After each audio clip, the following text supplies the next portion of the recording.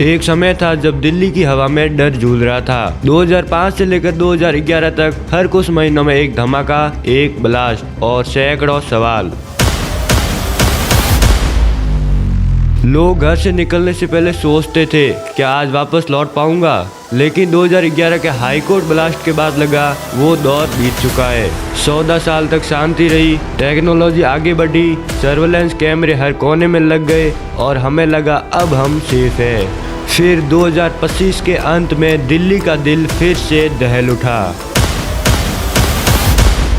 10 नवंबर की शाम दिल्ली में हर रोज की तरह दौड़ भाग शुरू थी, लेकिन किसी को पता नहीं था कि उसके 1 मिनट बाद ही सब कुछ बदल जाएगा।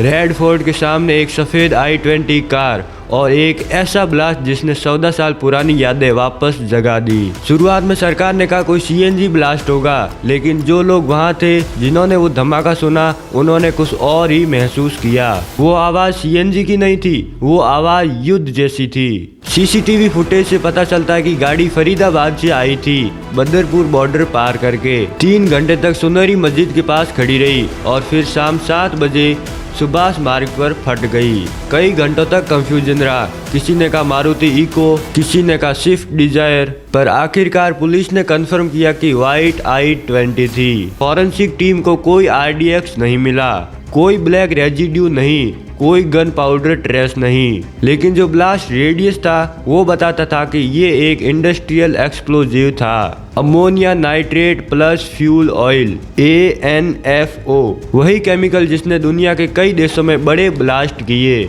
ओक्लाहोमा बमिंग 1995 में यही इस्तेमाल हुआ था और अब 2025 में भारत के दिल में भी। ANFO अपने आप नहीं फटता, इससे एक डिटोनेटर चाहिए। मतलब ये किसी ट्रेंड हाथ ने बनाया था, कोई जिसने बम मेकिंग सीखी थी, कोई जिसने इच्छा से नहीं इरादे से ब्लास्ट किया।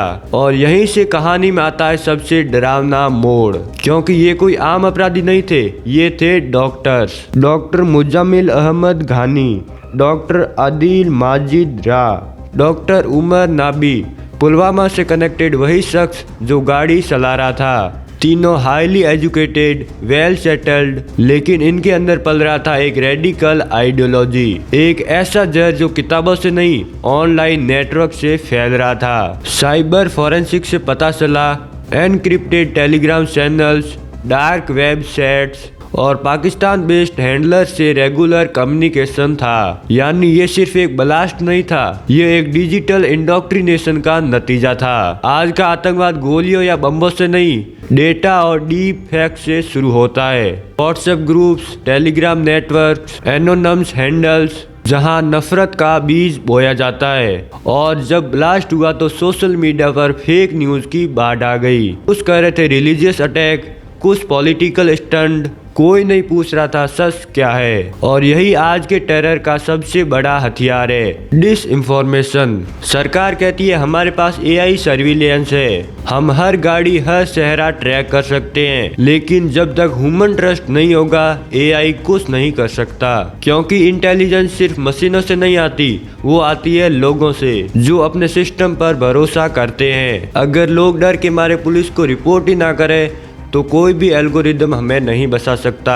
इस ब्लास्ट में 13 लोग मारे गए, किसी ने भी जिम्मेदारी नहीं ली, किसी ने भी माफी नहीं मांगी। लेकिन ये हमला सिर्फ इंसानों पर नहीं था, ये हमला हमारी एकता पर था। क्योंकि दुश्मन जानता है United India can not be defected, इसलिए वो हमें एक दूसरे से लड़वाना चाहता है।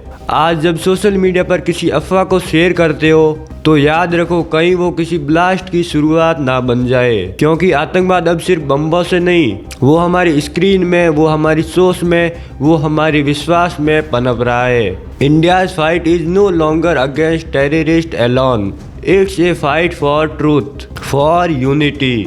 This story developing, facts may change, but one thing remaining: united we survive, divided we fail.